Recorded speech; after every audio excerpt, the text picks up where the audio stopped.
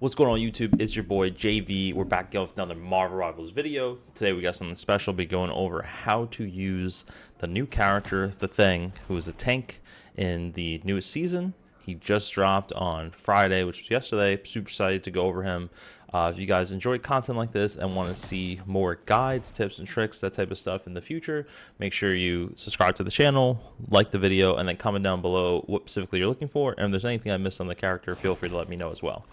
So, The Thing, which is obviously a character from Fantastic Four, he is a brute to the to his Groot, just tankish. Just like Groot to his roots, tankish character. And let's go over his build out, which I think he's pretty insane. He's a lot of fun to use. So his kit is pretty simple, and I think it's a good place to start. And let me just, you know what, we'll lower the in-game audio real quick. So if you do your left click, which is a basic attack, he just does a quick little double jab like a boxer would. But what's cool is this is kind of continuous, and it does a decent amount of damage, but obviously that's not what we're here for, right? We're not gonna be doing that at all times. You gotta mix it in with stuff. Now his right click, which is his alternate attack, is a charged up ability where he charges up, puts in some damage, and he gets a little bit of additional health on there.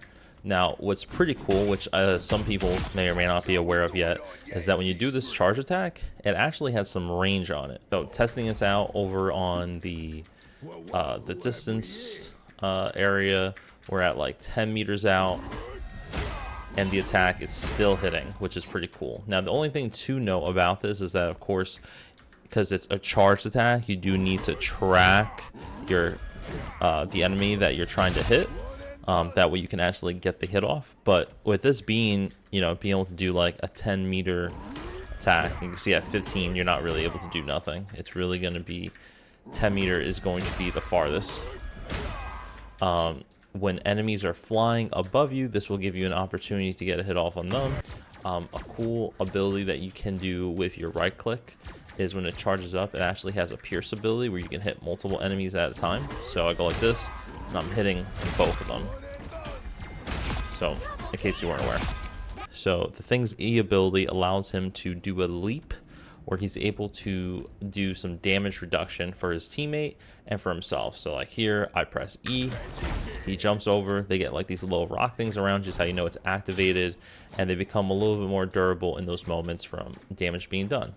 Now, there's different ways you can think about using this ability where, you know, in the middle of fighting, you can be like, oh, my teammates are being attacked, I need to be able to help. Use DPS, or like a tank is diving the back line. You dive back in, make them durable, and now what was maybe just a 1v1 is now a 2v1 in an instant. You could use the same thing for if you see one of your other DPS characters engaging on the back line and they're having a rough time, or like they're about to engage and you just want to make it a 2v1 scenario, you would do that in that type of moment as well, which is pretty easy to do. Now, for Thing's shift ability, this is where we're going to hop into the settings. So what I want you to do is you're going to go to settings, you're going to go to keyboard, make sure when you press change hero and put it specifically for The Thing, and when you scroll down, you'll see this area here that says hold to dash. You're going to make sure this is on. The reason why you're going to make sure this is on is because when you hit your shift ability, The Thing does this, or he sprints forward. You can see I got a huge amount of health, and at the end of the sprint, he smashes into the ground. What happens when he smashes into the ground, right? There's a lot of stuff that's going on there. So if I line that up with enemies, right, hit shift, I pop people in the air, and at the end, I smash in the ground. Anybody that has like movement, like getaway abilities, they're not able to use it while in that center, and that will allow me and the team to do some additional damage and disrupt the flow of the enemies, and that's kind of like how you'd want to use it. Now, with the shift ability, you do need to use your arrows for controlling your movement, which at first, when you haven't used it that much, it feels like it's kind of hard to control, but the more you use, the more you practice, it becomes really simple, really easy. Now, for The Thing's ultimate ability, when you hit your Q, kind of does like a wave attack, that kind of like does a strike into the ground, all the enemies hop into the air, and does a little bit of damage.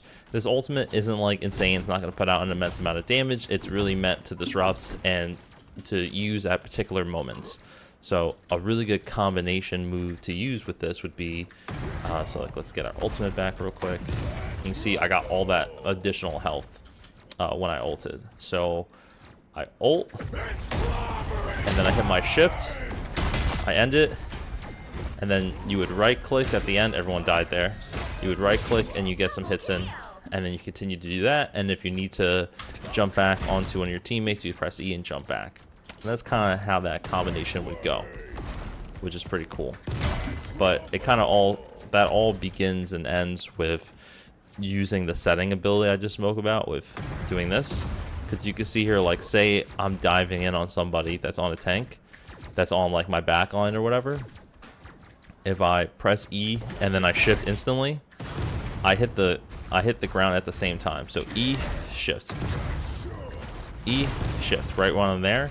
And then not only am I providing health, not health, but durability, I'm also doing a little bit of damage to the enemy that was on them, and also providing kind of like a slowed effect that's going to allow us to put in some damage, all in that same exact moment, which is pretty cool. It comes to his team ups, I mean, I like the team ups. I mean, as you're probably aware, he has a team up with Invisible Woman, who's also part of the Fantastic Four, where you press C just like Mr. Fantastic or Human Torch. You get the shield bonus on top of you, which is going to bring your health up a little bit there, which is pretty cool. Invisible Woman is a very common healer support character that's usually on majority of people's teams. So I would say it's pretty smart to ask your teammates, if you're playing with somebody, to bring an Invisible Woman instead of somebody else in particular, if you're going to go in the thing, just to get a little bit extra health bonus there.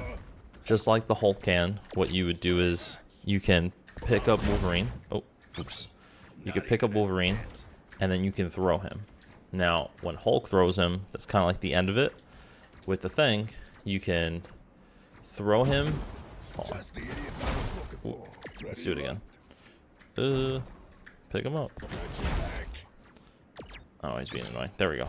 Alright, so you can pick him up, you can chuck him, and then you can dive to him, give him the durability, and then you're in this cool 2v1 situation, and you're probably killing someone really quickly.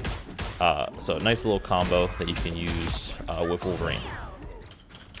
Now, some tips I would definitely recommend with thing that I think a lot of people are going to mess up with is everyone's going to think that they are, as usually when new people play as tanks, that they can live forever. There's not any sort of issue with just running in there and thinking that they're gonna, nothing can take them down because of the health bonus they get with some of the moves. It's definitely not like that. The thing doesn't even have an ability to heal himself up. He can slightly get some health back in certain moves, but you need to be within a glance of your supports. If your support can't heal you, you're probably going to die pretty quickly.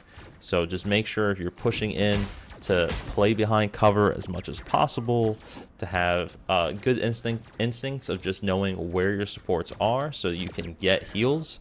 It's just like any tank that dives in way too much, you'll die a lot, and then your team will suffer for it. So push in when it's smart to, and then stay back, utilize cover as much as possible. Because even like when you hit this E, like this is just a little bit more like durableness, like you're still going to take damage, there's no way to reheal. And even when I shift down, I got some health there, but it's very momentarily, and you're supposed to use this ability to engage. Using it to get out, that might be something you're able to do, but the cooldown is pretty long in between, so that might not exactly work to your advantage.